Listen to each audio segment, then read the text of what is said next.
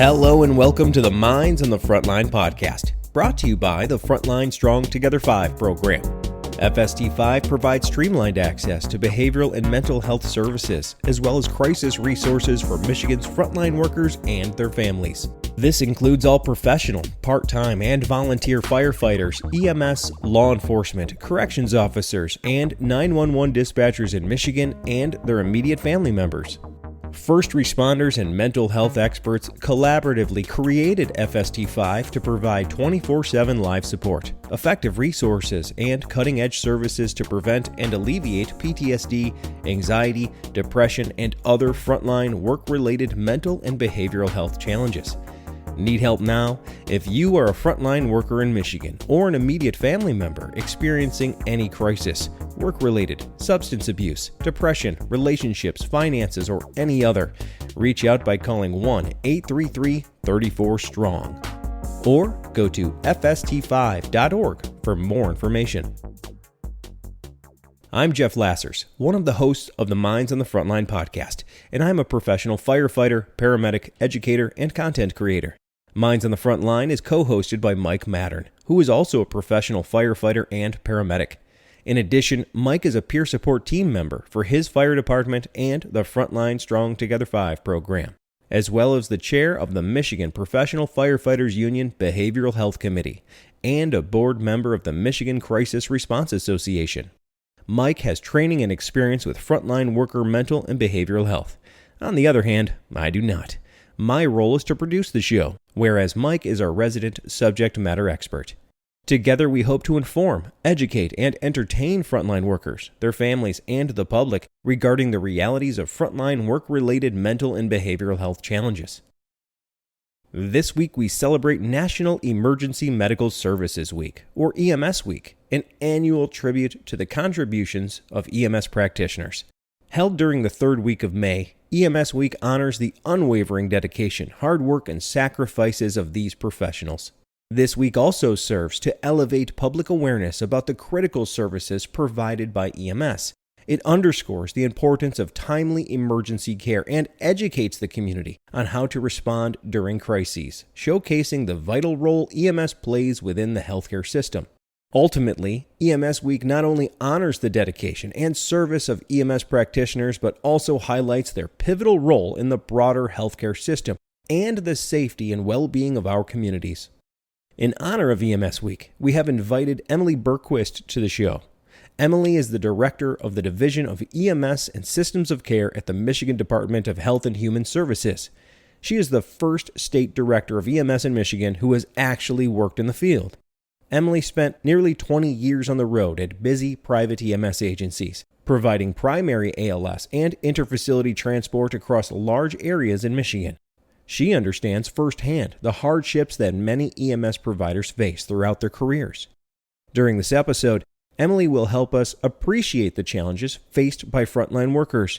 She will also discuss some of the nuanced challenges faced by EMS and provide recommendations for leaders to support the mental and behavioral health of their frontline personnel. Please check us out on YouTube, Instagram, and Facebook, and make sure to like and subscribe to all Minds on the Frontline podcast social media channels. Thank you, and enjoy the show. Hi, Emily Bergquist. Hi, Jeff Lassers. You were the very first person to record in this brand new studio, which we love. What do you think? It's beautiful. It has a lot of sound effects and fake bricks that are nice. Yeah. They're nice. Yeah, it looks it does like make you you want to pet it a little bit. Right, Yeah. right. Is that felt?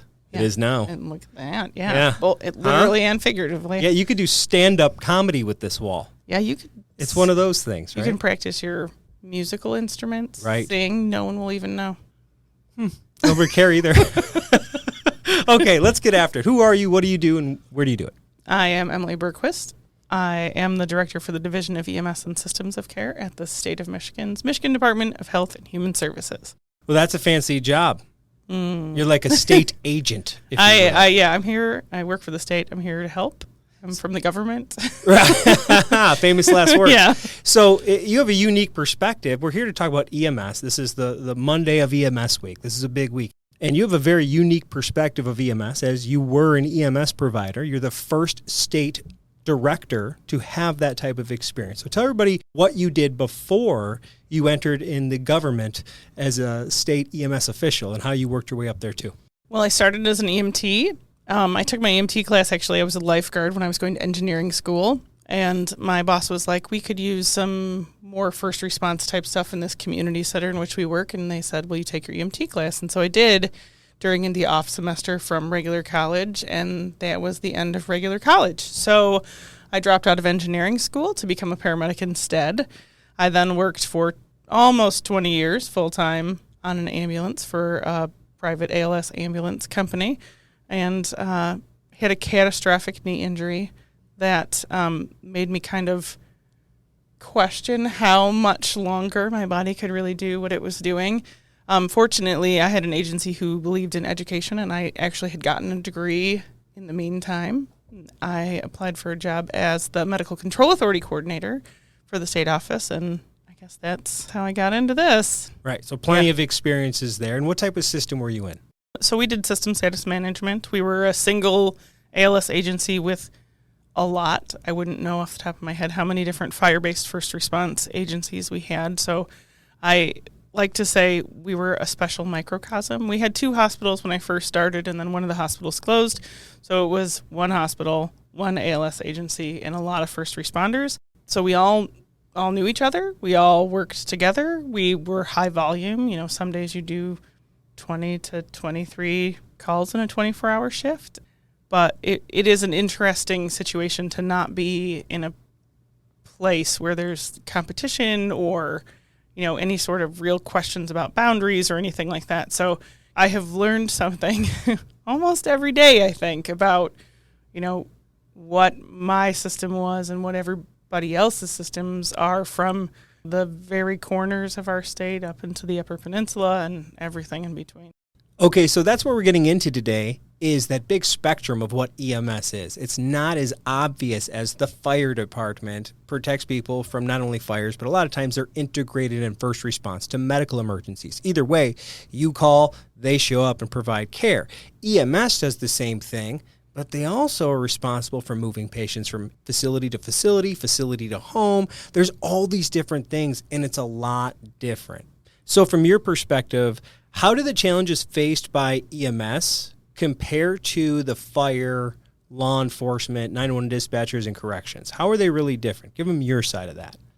So I think there are universal truths, right? Like being your job and being your work. That, I think, permeates across all of the public safety type agencies and career paths. But EMS is just a little bit different because a lot of the people connect very passionately, whether they're fire-based or private, with their patients. So when you're fighting a fire, you're fighting a fire. It is not a person. It is not necessarily something that you're attached to. Where EMS, whether that person is, I can think of, you take the same person to dialysis 4 times a week for 6 years. And you establish this kind of rapport with them, and they become like family to you. That also takes a piece of you at the same time, because you know that that person that you take to dialysis 4 times a week for 6 years is not going to be around forever. They're not going to dialysis 4 times a week via ambulance because they're healthy and they're just going to like hop up and be well one day.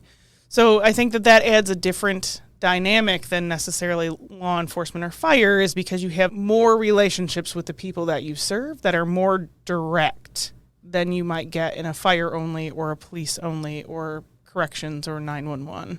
So help our audience who don't really understand the big spectrum of EMS, how different it is from where I work, primary 911, fire-based EMS, municipal, to other counties that have single agency ALS systems or everything in between. Help everybody understand that, because I don't take people to dialysis. Sometimes I respond to a dialysis emergency at a facility and then we transport to a hospital.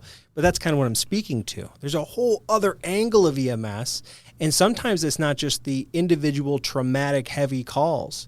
It's either chronic fatigue from back-to-back calls or the connections you make with patients you see for a long time that can eat at you when they're no longer on your route. Well, and I think it's also like the roller coaster ride that is that transition between. Yeah. So when you come to work and you're working in a system status management type system, so you come into work, you get your vehicle, you might have some 24-hour stations in your area, but there's also 12-hour or 10-hour cars. You get your vehicle, and your communication center will send you where you are, quote unquote, most likely to see a call. And then they move you according to how many ambulance you have available, where calls are happening at any given point in time, if they anticipate, 6 transfers coming out in the next 4 hours. And you're really like in that vehicle waiting for something to happen. You don't go to a station. You don't work on your station duties. You are kind of in that, 20 by 6? Maybe. From the front to back. Yeah, 20 by 6. But your living quarters. You're in you're in the front seat of that vehicle for, however long that takes. And you might be, in the system that I worked, our primary county was one, but our company also covered the adjacent ones.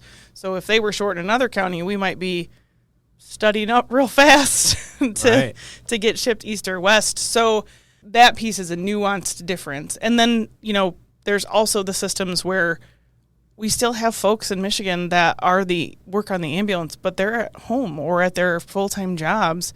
And the only people who come when somebody calls 911 are coming from their house or their other job. And tones drop and their pagers go off and they go get an ambulance and go to get the patient.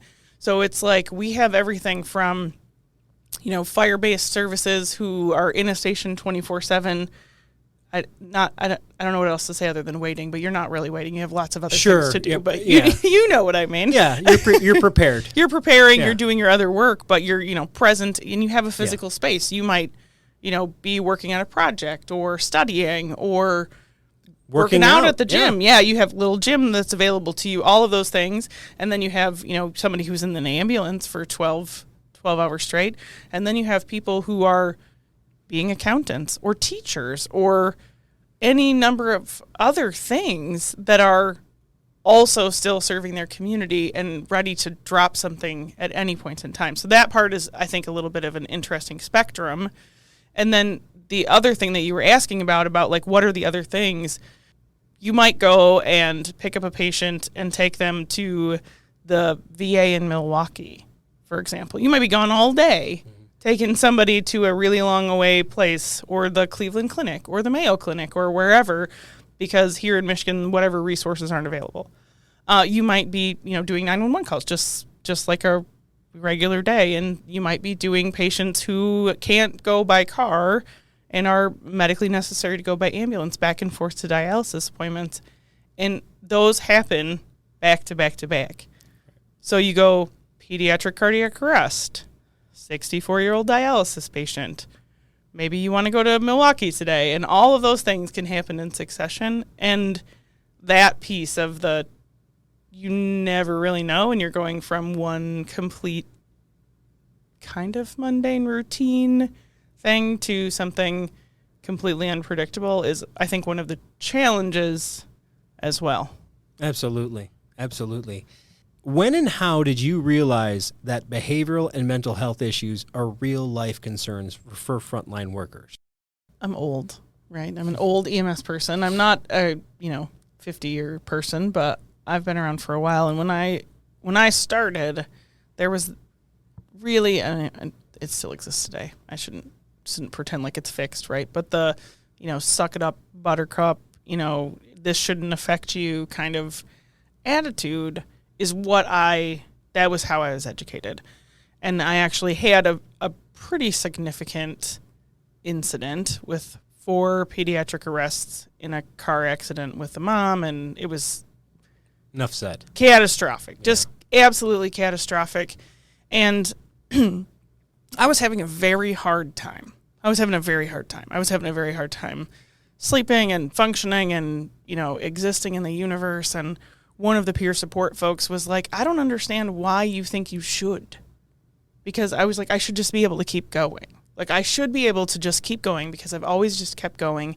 And that's what we do. We just continue. We continue and it will be fine. And, you don't let it affect you and you keep going. And she said, that isn't even a scenario I would make up for school. Why would you think that it wouldn't affect you in the way that it's affecting you? Like, you have to kind of get over yourself a little bit. You are not a superhero.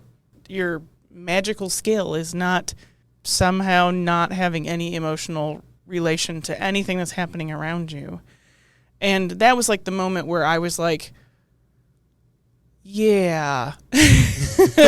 Okay. And it took me months, of therapy and really reconsidering what actually I was capable of. And, I worked for several more years on the ambulance after that. But there was this moment where I thought, I can't. Like, if I can't compartmentalize myself, and if something's going to affect me, I should just not do it anymore. And that's really unfortunate. That was the mindset that I was taught to have, was that we should not be affected. And if it was affecting you, then that was a flaw. Like, that was your personal flaw, and that you should absolutely, either A, get over it, or B, get out. Yeah. That attitude, and that's the way I was taught. It does still exist. I still see it. Yeah. I still see it. It's less than, through projects like this. They're not as loud. Yes, they're not They're as not loud. empowered to be as loud, and they don't have as many people like, yeah. It's usually just one or two rather than a group. Yeah, and I feel like the wave of change, is kind of drowning out those voices as well. But so that's like my own personal journey to how I realized. But I think that there are other pieces as well. Like I said, years of therapy. And I think everybody who probably listens to this podcast knows that I read a lot of behavioral health books, and I read a lot about first responder mental health and how we deal with it. And it's been kind of rearranging my life to make sure that I am also supporting my own needs, as opposed to you just keep going. Like, sometimes you need to reset, and that doesn't mean, walking away and just being done with it, but like, maybe you don't work 108 hours in a week. That's reasonable. Maybe you take a vacation with your family. Also reasonable. Maybe you spend 6 hours on your Saturday reading a book or, watching your favorite TV show, as opposed to like pushing yourself to now also volunteer as the Boy Scout camp as the first responder. Right. Like, because they needed it. Yeah. And you were available, and you're like, I have 7 minutes. Exactly. Like, it's important. Lots of things are important. Everything's important. But so also are you. Yes. And that piece of it, I think, is really hard for first responders to get to in every single avenue of like, well, there will be one less ambulance. And then my friends who I care about and I love, like my family, will be busier and more tired. But I am already tired. Right. So I think that's kind of how I've gotten there. Like, unfortunately, it took me realizing that I wasn't taking care of myself to get to the point where I realized that everybody wasn't taking care of themselves. Right. And so this is why, when we write the Wednesday update and things like that, and people are like, wow, I can't believe you put that in there. I'm like, well, somebody's got to talk about it. But I think about, like, if we could change our system so that people were more willing to say out loud, I'm having a hard time. I need you to, give me a minute. And if we had leaders who then said, okay, you need time, we'll get you time. And it's not perfect and it's really hard to do. But maybe if more voices were talking about that, we would have less people who felt alone. We wouldn't put an ambulance on the road that was 30,000 miles overdue on its shocks, brakes, and engine oil. Right. We would never do that. In So fact, there's probably like a law against it. There are rules for sure. Sure. But we don't measure the impact of calls and just hours on the job on first responders. We just don't. Well, and all of the pieces around their job. Yes.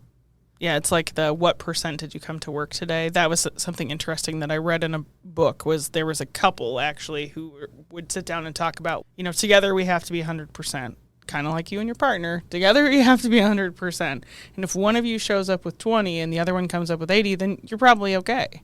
Yeah. But if both of you are at 20, Yeah, we're screwed. we're in big trouble. Yeah. And if we're not looking at each other and I come in here and say, Jeff, I'm at 60% today. Do you have 40 to give? Then if you're like, no, I don't have 40, then we have to have a conversation. But those conversations I don't think are really happening yet. Right. That's a two-part thing. Some people want to look at those conversations as a way out for people to do work. And I look at them as opportunities to give those people resiliency and coping skills. Right. Because I don't think anybody wants to do a bad job. No, yeah. And some people are lazy. Some people are dumb. Some people just need a hand. Now, I'm willing to bet that about 80% of the people that are out there just need a hand. And I bet you there's 20% they're going to either game the system or be lazy. But there's still 80% of those people that we can keep giving resiliency to, so that we can keep equaling at least 100% together. Yeah, like together. We can, like, that's... Right. It's the conversation of, like, dog, I'm having a day. Here's what's going on at home. You just got to help me out here a little bit. Like, if my arm was hurting and we have to pick up the next patient, you'd probably take the heavy end of the cot. Yeah. Give me a break. It's the same thing. It is exactly Give the me a same little thing. break. You don't want me walking around in a sprained ankle. I'm going to become a bigger liability to you. That's right. As an agency. That's exactly. You do not want that. It's harder to objectively measure that. Right.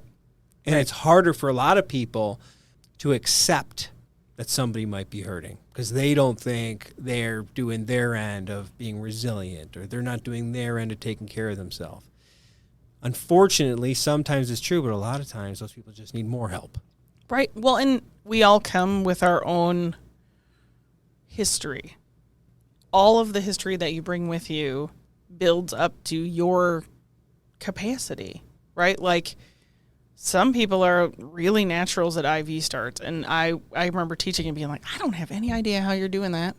Like, that you're not doing it in the way that anybody would ever think is a good idea, but you are, like, 100% successful with your weird, like, I don't know, some of the Bane gods talk to you or whatever. Like, people come with these pieces, and other people have capacity reductions, and it could be because of, like, issues with their childhood or an unstable home environment, or they're going to school to be a paramedic at the same time as they're working full-time as an EMT, and they're also trying to pay their bills, and they're really, like, what I have now is not what I had when I was an EMT working on the ambulance, and I don't think that we should all expect everyone to be able to cope the same way we do, I guess, is my point. Like, there are times in my life where, $30 would have been like, I don't have $30. I don't have it. And there have been times in my life where if you had told me one more bad thing, I would have, like, laid down on the ground and cried, because my window of tolerance is, like, the size of a you can only take so marble. much. You're exactly. a person. Like, you're full, and everybody's, what they come in with is different, and that's okay. Right. It's okay. Right. And it's unique in the fact that in the front line, we're not just going to work, and I'm not saying it's just having a duty that isn't public service isn't real work. There's a lot of really hard, really big jobs that take a lot of brain power. But when you have the stress of the community in your hands, or the people you've connected with that rely on you, it adds this other layer that I need to be so much on top of my game that it's nearly a sin for me not to be. Right. Someone's Whereas- going to die. Yeah, it could be bad. Yeah. So from your perspective, the balcony view has gotten higher and higher and higher through your chain of coming off the road and then not only going into the office, but into government work of actually working in EMS systems, seeing that they're different everywhere. And not only the systems, but the people couldn't be more different in EMS either. I mean, geez, there's not one of the five that have such a difference in human beings that occupy that spectrum of just EMS. So there's a lot of different types of EMS providers. That means there's a lot of different types of EMS agencies and leaders and policymakers. So based on your experience, how can policymakers, frontline leaders, and departments best support the mental and behavioral health of their personnel? I think number one is it's not even acceptance. It's like embracing the concept that a whole human is made of mental and behavioral health. I think about when I went and applied to work at an agency, I had to do all of these physical things, right? I had to do CPR for 10 minutes, and I had to carry heavy things up and down stairs, and all of these different things that I had to do. But no one once ever talked to me about what my personal coping skills were. What are the things that I came with, so that they had a baseline understanding of, like, are you here on a personal mission to save the universe because, EMS saved your dad? And, like that's important information for a leader to understand about how their people are made.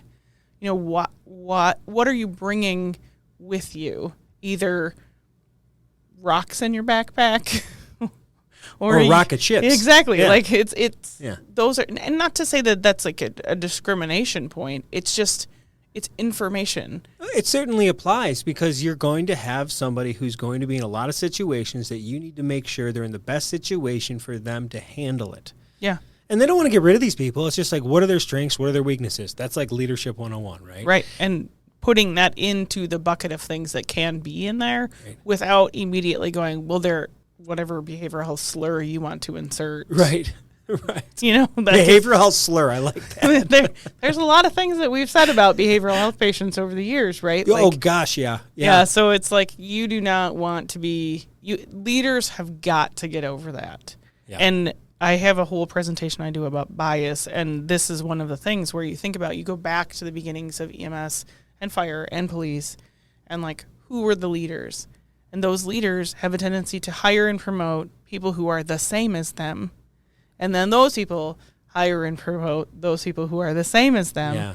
And so we see this. Or at least see things the same as them. Yes, exactly. So like, whatever that sameness, it's an affinity bias. It's like, I want to surround myself with people who support me and, make me feel better about the things that I do, because leading challenging people is hard. It's hard work.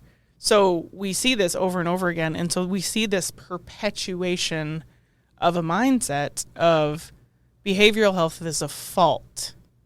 It's not a part of a disease process like asthma. Like somehow an asthma patient is like more desirable. If you come with asthma, then we're going to provide you these accommodations. Or if you're allergic to popcorn, we're going to never have popcorn in our stations. But like, we don't actually care if you had some sort of adverse child event, and now we should be more thoughtful about how we deal with you if you have an incident that's similar to your own. So like, that is, I think, paramount for all of leadership, because you're not going to fix it, right? Like, there's no everyone gets to go home from work because some terrible thing happened, because people have to continue to work. But understanding where people are coming from and providing them with tools in their toolbox in order to be able to cope better, that's where they all have to start. That's great. I like that a lot. Would you say that it's not on leaders to make you strong, but to make sure they give you enough access to resources or people that can help you along your own personal path? Because it's not the job of administration to make you healthy. It's a personal accountability. But at the same time, if that person's not recognizing it, they certainly could have some responsibility, or maybe adopt a little responsibility on saying, when I recognize this, the first step is maybe approaching that. Now, as a leader, it could be hard, because you may not feel that person's going to open up to you, or you may not want them to, or vice versa, but you want them that outlet. So like, that's why we have peer support teams. Right. Designated people trained to have those conversations, to maybe identify people that could use a hand. Sometimes it's literally just, hey man, you need a hang. Right. That's it. You just need to hang. Some people need guidance. They don't even know where to start, and they need therapy. Right. Or whatever. Or find out what's going on with them, and why things are coming up or being worsened. And then from there, we have clinical therapists. We have very good treatments available to us, and making sure your personnel know what they are, know how to access them, and just getting out of the way. And then from there, making sure there's the real bad stuff available. If one of my guys or girls, God forbid, becomes addicted to anything for any reason, what do I do? Not legality, not liability. Where can I get them healthy? There's treatment, there's recovery. I need a plan for that. Yeah, and that's, I mean, this is can a leader make you be strong? The answer is no. It's kind of like physical therapy, if you think about it. Yes. Like physical therapists don't do anything to you, really. They might give you exercises to do and a little teach rub you, here and there. Yeah, teach you how to do that and teach you how to make whatever that is you're having therapy on stronger. It's the same thing. Yeah. Just like you'd have physical therapy, you can have. You're so right. Because they tell you, you did something to this when you were 14. Yeah, exactly. I had a childhood trauma. I fell down and out of a tree, exactly. right? Whatever that thing is that's driven you to where you are and in the situation, whatever that piece is that's why is this bothering me so much? And that's what the professionals do. They're like, I know that you don't see this, but also there's this direct line between this other thing that's bringing that back up, even though you don't see it. Whether it's sometimes it's smells, there's all these different things. Strongest sense related to memory. Yeah. It's all of these different things that can happen. So no, I don't think that leadership, I can't make somebody get better, but I can pay attention enough to know when someone is struggling, Care enough. Yeah. You can't, one of the books that we are reading right now is about feedback, and you can't really fake it because people see it. Then you come off as condescending or patronizing because people can tell because somebody told you needed to say that. Right. Not because you actually care anything and then about you'll what get in happens trouble to if me. you don't actually say it, so you're just covering your end of the bargain. Exactly. Right. But to your point, there should be, it's like preparedness plans and SOPs and policies and all that jazz. So, what is the thing? And we've actually been talking about this in my office. What are the things that we do? So, when we hear about some sort of critical incident in our community, then what do we do next? Or what are we doing for our people? And so, my boss and I have had many conversations about, okay, well, what are the the steps that we do? And one of them is we always call Frontline Strong to make sure that they're aware of whatever the situation is that has come into our office and we've been made aware of. That's one of the things that we do. We contact Frontline Strong. It helps us because there was a period there where we had, I don't know, I think it ended up being 7 EMS deaths by suicide in 5 months. And one of them was one of my previous students. And it was, I remember standing in the hallway and just in our office and just being like, this can't be how we continue. And so even at the state office, we have a plan for, who do we talk to and, what resources do we access and how do we make sure that the fallout, at least whatever resources that we can bring to bear are available. And so every agency should have something like that. And not every agency is going to have all of the resources. All of them can have Frontline Strong. And that's the key, right? Yeah. That's one of the things is if you don't, where do I get it? Well, there's this big, giant network you can just plug into. Right. And they'll either give you the resources or handle it. And Michigan is leading the way nationally, in my opinion. Yeah, nobody has anything. Nothing. I just got back from the National Association of State EMS Officials Conference, and I can tell you nobody else has this kind of thing. This is a special thing that we're very fortunate to have, and I hope it continues forever. Well, me too. Yeah. But not just because I'm one of the podcast guys, because I really think it's amazing. I'm watching it help people. And It's been incredible to just know that at least one person I know. Right? And it's been a bunch more. But it's the whole just help one person thing, it's really become true.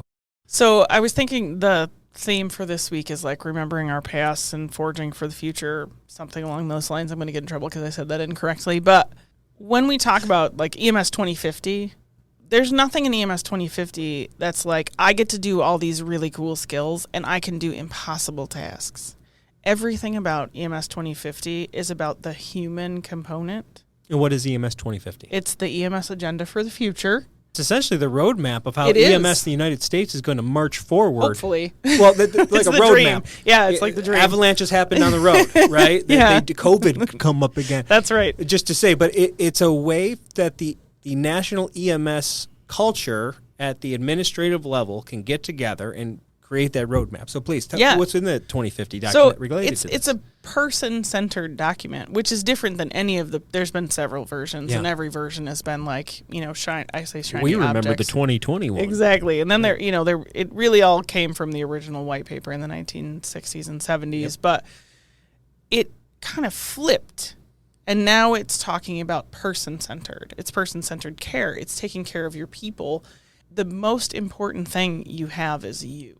Like your person and everything that makes you you. And that's, some of you are like really, really funny. And some of you are super smart. And some of you are really good at art. And all of those things are all part of what make you good at your job, which also means that you have to maintain those other pieces of you. Like, don't get lost. Don't get lost. That's what I'll say. Don't get lost in being a paramedic or being an EMT or being a medical first responder. You can't let that be the only thing that you are, because if you do, the second something goes wrong in that space, everything else falls apart. So it's kind of like in the puzzle that is you as a person, make sure that there's other pieces in play and you're paying attention to those, whether it's hobbies or relationships or talents or any of those things, all make you actually better at what you do because they fill you up. And that is, I guess, what I'll say. Don't get lost. Be you, your whole self. Great words for a great ending. Thank you very much for joining us today. You're very welcome. Thank you for having me. Welcome. We'll see you soon. All right. See ya. Thank you for joining us on the Minds on the Frontline podcast. We hope you enjoyed this episode. We have more great content coming out soon. Please check us out on YouTube, Instagram, and Facebook, and make sure to like and subscribe to all Minds on the Frontline podcast social media channels. Thank you for listening, and have a great day.